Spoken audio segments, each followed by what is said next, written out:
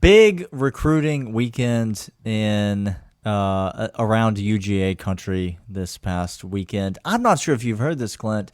Okay. But the number one player in all of high school is already committed to the Dogs. And do people like playing with other players who are good? Is that something they enjoy? If it's a team mentality, I want more players on my team that can get me to win the thing, which is the championship. Yes, yeah, that's right. So what if we were to say that Dylan Raiola is going to have a bigger impact, potentially even he's going to win more games in his recruiting ability, maybe more so than he has the capability of winning with his arm? That's what we're talking about today on the Locked On Bulldogs podcast. You are Locked On Bulldogs, your daily podcast on the Georgia Bulldogs, part of the Locked On Podcast Network, your team every day.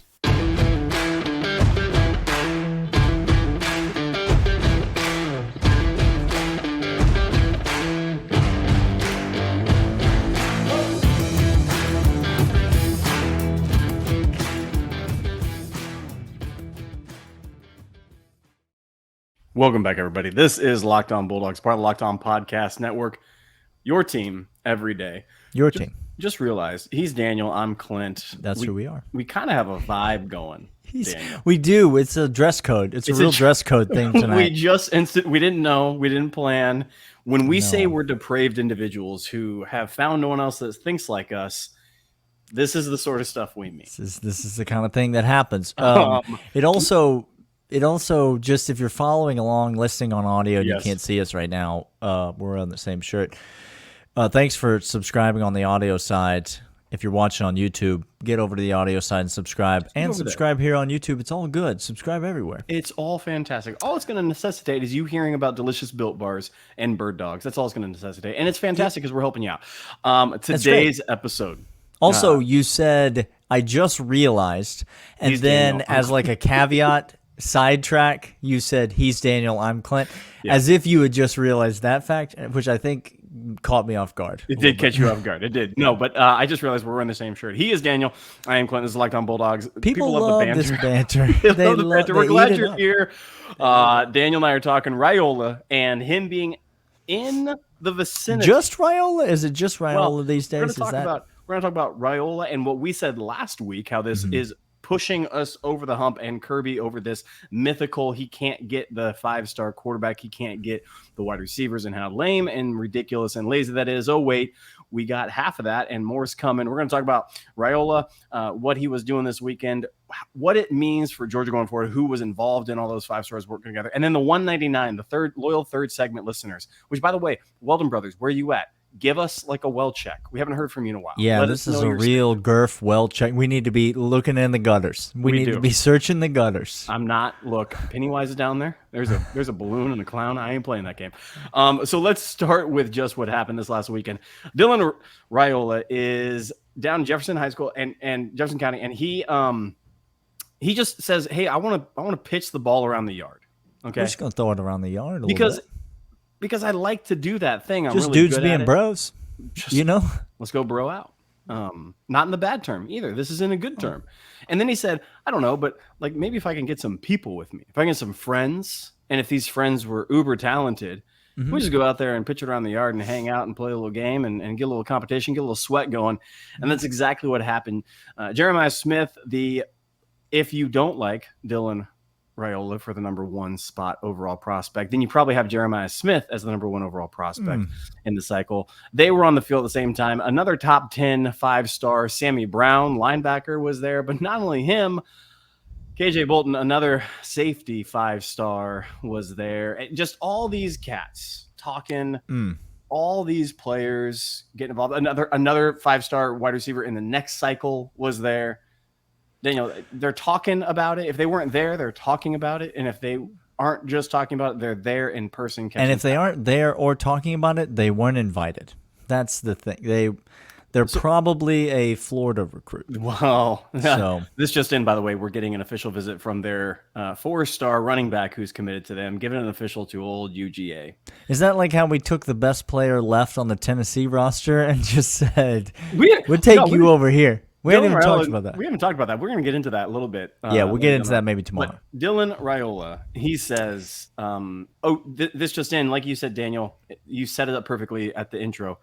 He is not only going to win games on the field, but he's already winning games off the field, and maybe more importantly, getting guys who are probably going to play before him, wide receiver, linebacker, on this team to help him out. What does this mean for Georgia? How important is this? Well, recruiting is an avalanche. If you're not familiar with the college football recruiting landscape, this is not a democracy. No. This is not some sort of a socialist communist system where we just pass things out to people. I did not anticipate socioeconomical, political. Yeah, well, no, it's fine. This is not like an even distribution of wealth type of a situation. This is where your program either gets dudes or your program doesn't get dudes. And the more dudes you get, the more likely you are to get even more dudes. It is literally like the economy. The more money you have, the easier it is to make money. Not sure if you are familiar with that concept or not, but I have played the game of Monopoly. It's hard to be at the bottom and eke your way up little by little. But when you have it all, then the opportunities to get more just throw themselves into your lap. That's what Kirby Smart is doing here at the University of Georgia. So getting a guy like Raiola is huge because it's a 5-star quarterback. It's a position that we get excited about. It's a guy that is uber talented and is, potential first-round draft pick type of material. People are already speculating and mocking him in that direction. But it's almost even bigger in the sense that people just want to play with a guy like this. Now, all Stetson Bennett does is go out and win national championship on top of national championship. All he does is things that literally no one else has ever been able to do. But yet still there's a perception that among these kids that you get a guy like Raiola, now the program has changed. Now all of a sudden there's something a little bit more interesting going on in Athens. Now whether or not the program's actually changed, that almost doesn't matter at this point because, as I said, recruiting is an avalanche, and there's enough snow at the top of that mountain right now that it's getting real heavy, and it's starting to come careening down the side of and at this point, there's nothing you can do to stop Kirby Smart and company. They are rolling through these recruiting cycles with reckless abandon. We're going to get back to some of this. I'm going to liken it to another instance in the institution of Georgia that you all very much appreciated. I'm going to liken that right after this. But first, Built Bar. Oh, Built Bar. Built Bar is the tastiest protein bar on planet Earth. Is it though? Is it? No. Is it? Let me tell you. Is it? Yes. Because we've been on road trips together. We've stayed in some seedy places and we did not want to eat or go out. And so we just said, let's grab a protein bar in the gas station. Lock every lock on the door. We gotta just eat a protein bar. Just protein bar it up. And we've tried them. They have been some like oats in them. They've been some just nasty, dense space formula. NASA giving it to their like K rations. There's a lot of bad protein bars out there, y'all. Built Bar is the tastiest Save protein yourself bar. the time. We have already tried it. We've tried all of them, different flavors. They're delicious. They're fantastic. Built.com right now, 15% off your entire order. Promo code locked on. Tastiest protein bar, high in fiber, high in protein, low in sugar. Dietary approved, whatever you're on, meal replacement, on the go, pre-workout, post-workout. It's exactly what you want. Built Bar, the tastiest protein bar on planet Earth. Clint, talking about Dylan Raiola and the recruiting impact that he has, you said reminds you of something else that you've seen over in Athens town. It has. Now, some of us aren't going to like this because okay, great. Well, the listeners. What will they say? Are already going to say what they'll say. The players aren't anything like these players. Okay. And they're going to come and rival fan bases. Oh, here we go. will chime in because let's say you haven't done the research. Haven't done the research. Yeah. Which, by the way, somebody needs. It's your job, Twitter people, to go check on Marler when Georgia is beating Alabama neck to neck every single year from here on out. We just need to make sure he's okay. So we'll just check on your boy. See something, say something, and that's what I'm saying. To beat a team, though, you have to play them, and to play them as it stands right now, they have to win enough games to play you. So that's going to be tough. That's going to be tough. They're going to say, yes, Clint, this analogy falls because the people you're talking about didn't win the big one, is what they're going to say. Okay, here we go. But I remember a number of years ago, there was a Christmas video and a whole recruiting sent out. Richard LeCount, Nate McBride, Jake Fromm, and a whole host of dogs. We're all recruited together. They all came in, and they made videos of Santa Claus and what more on the wish list you want and who do you want to have. And Richard LeCount, being a main impetus for that recruiting cycle, helped Georgia a great deal solidify themselves from B+ territory to admittedly A- territory. Okay, we again we a couple plays away from the big one, but we went from B+ to A-A, depending on the year in the game, based upon a whole group of people coming together and changing that avalanche, that snowfall of recruiting as well as on-field performance. Now that same bump is happening again with a different crop, and this crop is not anything like that crop. Richard LeCount, Jake Fromm, glad to have you here. Nate McBride, we were thrilled when you got on the field late in the fourth quarter, a couple games. That time? Like that, yeah. The time, not time. Happy for it. They had skill. They were high recruits, and Georgia won a number of battles. Ben Cleveland involved in that as well, and we all know what he did for the offensive line. And now that's the floor for Georgia. Now the ceiling that's right, is Jeremiah Smith, KJ Bolden, Dylan Raiola, and another number one wide receiver in the following cycle. Yeah, that's what this is like. And what that crop did for UGA before, this has the potential to do for us now, where we go from A- to A+ and staying there. Yeah, and don't discount, Georgia fans, what that group was able to do. They helped establish the culture that is now Georgia football. There is no house without the foundation, and that group went a long way towards establishing that and creating the absolute monster juggernaut that exists right now for Kirby Smart. Now, listen, there's a lot of very talented players, and we are not recruiting gurus or insiders or whatnot. No one is. No one is. It seems more relevant now to say that than it ever has before. No one is. But here's the hard and real facts. Okay, we got some truth. Georgia probably isn't going to get Jeremiah Smith. So, Jeremiah Smith, the number one wide receiver in this class. Some have him up there, as you said. One of the very best players in this class. Ohio State commit. He probably ends up at Ohio State, if I'm honest, if we're being real. Georgia probably isn't going to get him. Sure. They might.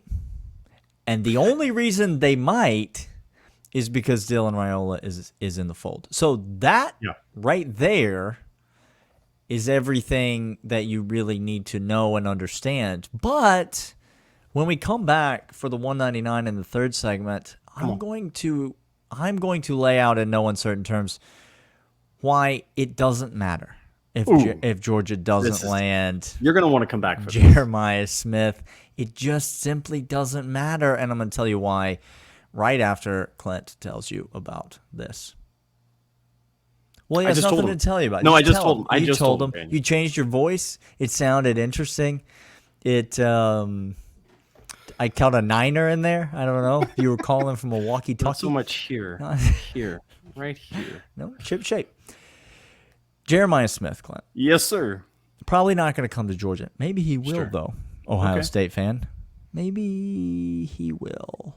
Even if he doesn't, your coach is still Ryan Day, who can't win the big one. And by the big one, I mean the game against Michigan to win your division. No. Terrible news. We took you to a last-minute field goal. Yes. Okay. You did. To be honest, I thought you were going to beat us the entire game. Because you should have beaten us the entire game. But you didn't. You defecated right in your pants. And by the way, $1.99. $1.99. Glad you're here. Loyal third segment listeners. Weldon, brother, reach out to us. You said it doesn't matter. He might come here. He might not. He probably stays at Ohio State. But why doesn't it matter, Daniel? Because that sounds harsh for a 5-star recruit. You want more 5 stars. You want them. And 5-star wide receivers. Let me just say, can we not learn from our past mistakes? Please. Tell the people. Can we not, for one time, just take it in and learn from our previous mistakes? We said that Georgia couldn't win with the quarterbacks that they had on the roster, with a walk-on quarterback. We said that that Kirby Smart butchers the quarterback decision-making. He doesn't know how to make decisions about who should be the quarterback and who doesn't. He's incompetent. He is. In these areas. Great defensive coach. And then because of all that, because we were so wrong about that but refused to learn anything from it, we then said, what quarterback would ever want to come to Georgia? Just look at what happened to Justin Fields. Just look at what happened to JT Daniels, former 5-star quarterbacks coming, and now they're getting benched for scrubs, for guys who have no business being on the field playing. Why would a 5-star quarterback ever want to come to the University of Georgia? I mean, just look at Arch Manning. Clint. Arch Manning decided not to come to Georgia. He's going to Texas to ride the pine behind Quinn Ewers. And rightfully so, because why would he ever come to Georgia? Kirby Smart doesn't know what to do. Has no clue. With a 5-star quarterback. And now here we are with Dylan Raiola and the number 1 overall prospect. Let me just, if I may, connect 2 things together that are very much connected. There are still a large segment of both rival fans and Georgia fans who fundamentally believe, for whatever reason, Georgia just doesn't recruit big-time 5-star wide receivers. We just can't do it. They don't want to come here. They just won't. Look at Georgia hasn't had – George Pickens is the only wide receiver we've had drafted in the first round since A.J. Green. Georgia just doesn't put wide receivers into the league. Look at the history. It's just a blanket statement, general truth. Georgia can't recruit 5-star wide receivers. Guys, how many times do we have to do this before you realize that Kirby doesn't care about your history lesson? Kirby's not interested in what used to happen. Even what used to happen under his regime a few years ago. You have to understand, we're a run-first offense, Daniel. Surely somebody wouldn't have actually said that, but I digress. Kirby doesn't care. No. Kirby's going to recruit the best players, and Kirby is going to get the best players. Now, again, maybe we get Jeremiah Smith, maybe we don't. But Georgia's going to get the 5-star wide receivers that they want in the very near future. Do you know why? Say because Kirby's an elite recruiter. Georgia's an elite program. Okay, keep going. Mike Bobo's an elite recruiter. There he is. Mike Bobo's an elite play caller. And Brown is elite recruiter. Georgia has a system that that can and will put any person at any position into the NFL. Literally. I give you Stetson Fleming Bennett IV, who was drafted in the 4th round of the NFL draft. Hold on, Daniel. The pitter-patter of What are feet. the commenters saying? The pitter-patter of the feet are leaving the room right now. They've exited the chat. Yeah, they have. Well, that's nice. Look, y'all, we're going to get players. Look at who we have. Ladd McConkey, Brock Bowers, Oscar Delp, George Pickens. These are elite guys catching the rock. And even if you want to tell us we can't recruit the best players, we still put up one of the most prolific offenses within less than talented with what people. You describe as scrubs. So you pick a lane. I happen to pick the lane that says we're going to get the players. Kirby is just fine. The Jeremiah Smiths of the world are coming in. They're here, and they will continue.